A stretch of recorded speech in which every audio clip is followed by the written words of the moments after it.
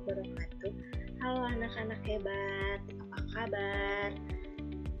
Perkenalkan, nama saya Resti Najwa Salsabila. Di sini saya akan menjelaskan materi mengenai hidup bersama alam. Kita akan membahas materi yang pertama mengenai para penghuni alam, kemudian setiap komponen memiliki peran.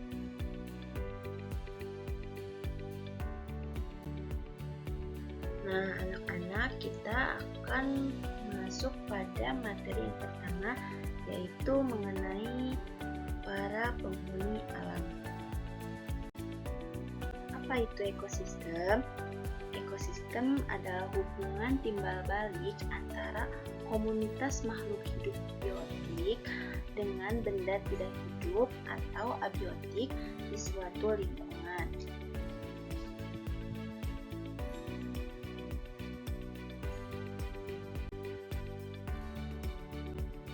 Nah, menurut tepatnya, ekosistem dibagi menjadi dua, yaitu ekosistem daratan dan ekosistem perairan.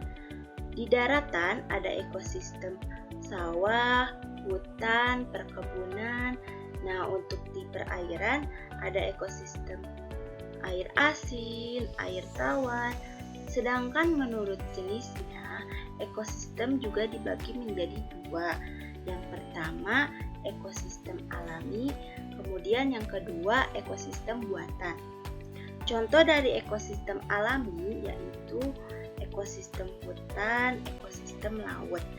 Sedangkan ekosistem buatan itu yang dibuat oleh manusia, contohnya sawah, danau, dan akuarium. Nah, lanjut pada komponen pembangun ekosistem.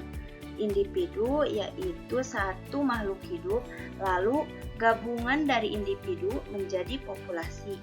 Gabungan dari populasi menjadi komunitas, dan jika gabungan komunitas ditambah dengan unsur-unsur tidak hidup atau abiotik seperti udara, batu, tanah, matahari, maka jadilah suatu ekosistem. Komponen ekosistem yang pertama ada biotik, kemudian abiotik. Nah, komponen biotik ini berisi makhluk hidup yang hidup di suatu ekosistem. Contohnya hewan, tumbuhan, manusia, mikroorganisme seperti bakteri, virus. Lanjut, komponen abiotik ini berisi yang bukan termasuk makhluk hidup tapi berperan dalam kehidupan makhluk hidup. Contohnya matahari, tanah, air. Semua komponen tersebut sangat dibutuhkan oleh makhluk hidup.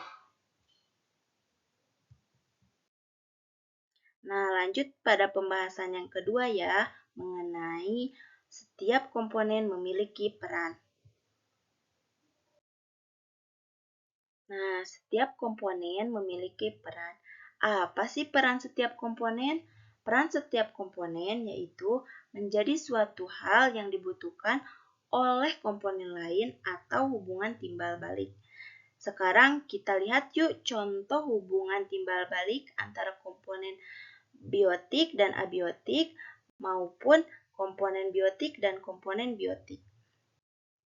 Nah, contoh yang pertama, komponen abiotik dengan komponen biotik ada tanah dan cacing. Tanah dibutuhkan cacing untuk tempat tinggal, sedangkan cacing dibutuhkan tanah untuk menggemburkan tanah. Lanjut pada contoh yang kedua, di sini ada lebah dan bunga. Lebah membutuhkan bunga untuk mendapat makanan, sedangkan bunga membutuhkan lebah untuk proses penyerbukan. Intinya, setiap komponen ekosistem memiliki perannya masing-masing. Setiap peran ini menjaga ekosistem tersebut harmonis. Kira-kira apa ya peran manusia sebagai bagian dari ekosistem? Nah, manusia berperan sebagai pengambil manfaat dari suatu ekosistem dan berperan juga dalam menjaga keseimbangannya. Jadi manusia mengambil dari suatu ekosistem, misalnya sawah, manusia mendapat manfaat yaitu mendapatkan padi, beras. Sedangkan perannya yang lebih penting adalah menjaga ekosistem agar tidak rusak. Manusia dan ekosistem.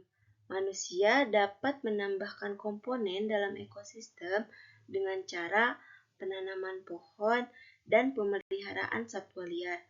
Tetapi manusia juga dapat mengurangi komponen dalam ekosistem dengan cara penebangan liar, pembakaran hutan.